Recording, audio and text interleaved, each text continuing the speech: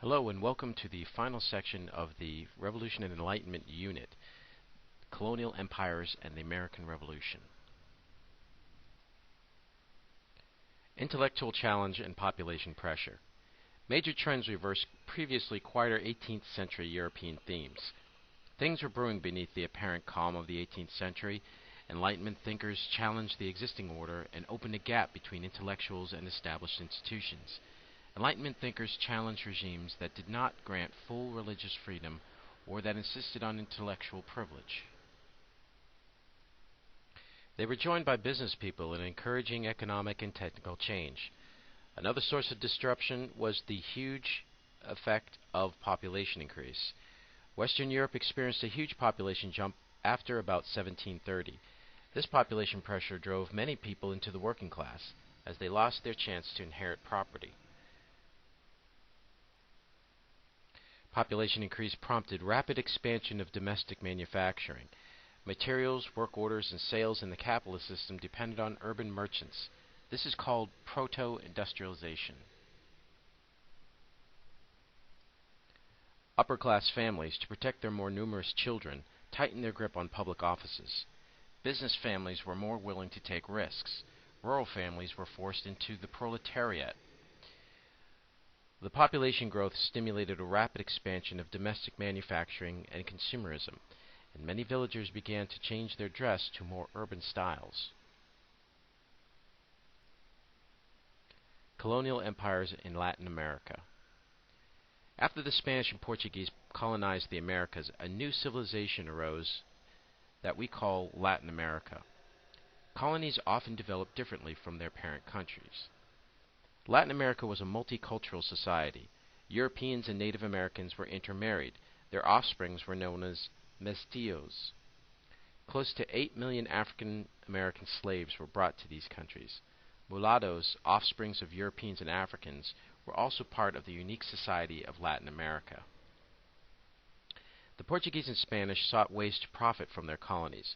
One source of wealth was gold and silver, but farming was more lucrative in the long run. An important feature of Latin American agriculture was the dominant role of the large landowner. The system of large landowners and dependent peasants has remained a lasting part of Latin America. Trade between the parent country and the colony also was profitable. Spain and Portugal both regulated their colonies to keep others out. By the beginning of the 18th century, both France and Britain were getting too powerful to be kept out of the lucrative Latin American markets. The colonies of Portuguese Brazil and Spanish Latin America lasted over 300 years. Colonial officials in Latin America had much freedom in carrying out their imperial policies.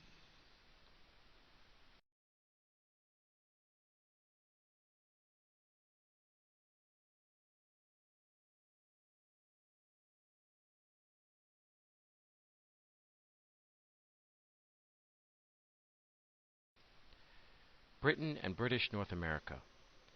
The United Kingdom of Great Britain came into being in 1707 when the governments of England and Scotland united. The term British came to refer to the English and the Scots. The monarch and Parliament shared power in 18th century Britain. Parliament was gradually getting the upper hand. It had the power to make laws, levy taxes, and pass the budget. A new dynasty, the Hanoverians, took power in 1714.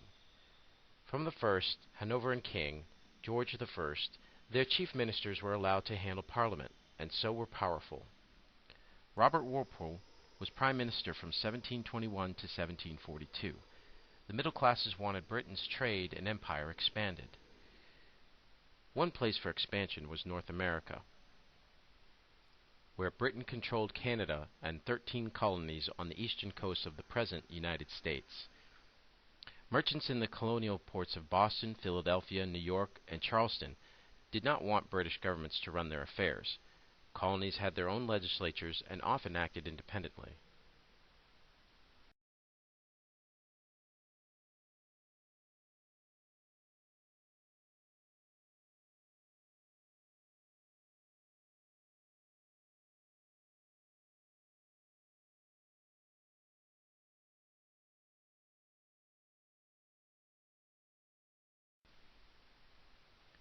The American Revolution.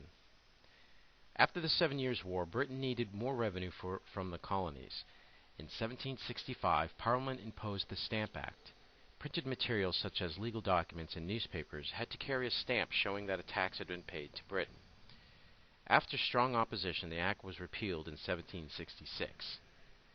The American colonies in Great Britain had numerous crises throughout the 1770s. The First Continental Congress convened in 1774. Fighting between Britain and the colonists erupted at Lexington and Concord in 1775. In 1776, the signing of Jefferson's stirring Declaration of Independence formally declared the colonies' intent for independence. The help of foreign countries was essential to the colonies' cause. France supplied arms and men, and formally recognized the American state in 1777. It supplied troops and arms, and the Spanish and Dutch joined in against Great Britain. The volunteer American forces finally beat the well-trained professional British Army after defeating Cornwallis at Yorktown in 1781. The Treaty of Paris in 1783 recognized the independence of the American colonies and gave the Americans control of the Western Territory from the Appalachians to the Mississippi River. In 1789, they created a new constitutional structure based upon Enlightenment principles. The Revolution, by extending male voting rights, created one of the world's most radical societies. Social change, however, was more limited. Slavery continued.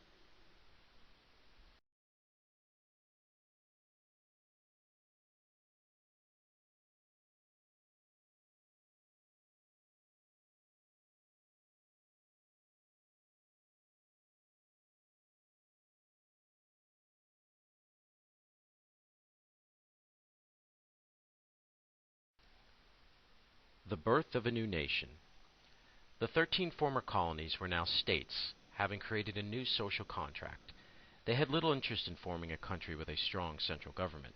Each state kept to its own affairs, as the weak Articles of Confederation showed.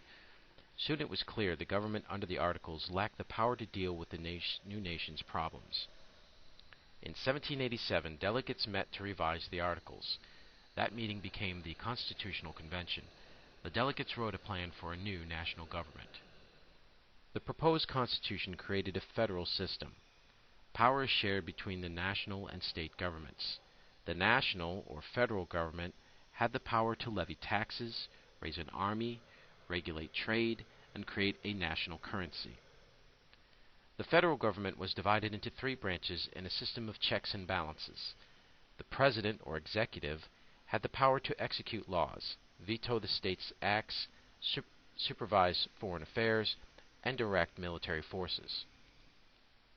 The second branch, the legislative, consisted of the Senate, elected by the state legislatures, and the House of Representatives, elected directly by the people. The Supreme Court and other courts made up the third branch, judicial. The courts were to enforce the Constitution as the supreme law of the land. The promise of a Bill of Rights helped get the Constitution adopted. These 10 amendments guaranteed freedom of religion, speech, press, petition, and assembly. They gave Americans the right to bear arms and to be protected from unreasonable search and seizures. They guaranteed a trial by jury, due process of law, and the protection of property rights. Many of these rights were derived from the natural rights proposed by the 18th century philosophers.